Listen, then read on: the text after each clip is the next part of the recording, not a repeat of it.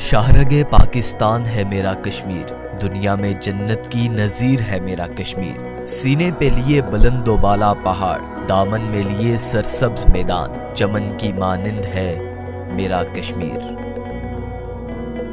1989 سے آج تک بھارت کی جانب سے اس چمن کے پھولوں کو روندا جا رہا ہے۔ تقریباً 96,000 بے گناہ کشمیریوں کو بے دردی سے شہید کر دیا گیا۔ 7,000 سے زائد کشمیریوں کو قید کر کے شہید کیا گیا۔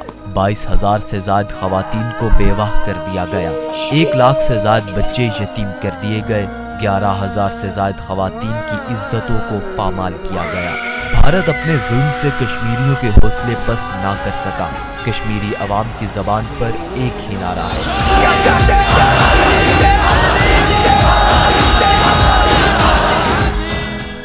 5 فروری یوم یکجہتی کشمیر کے موقع پر اسپائر ایجوکیشنل اینڈ میڈیا گروپ نہتے اور معصوم کشمیریوں کے ساتھ اظہار یکجہتی کرتا ہے۔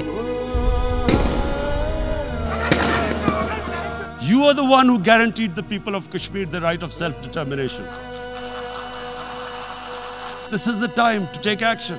The world community must give the people of Kashmir the right of self-determination.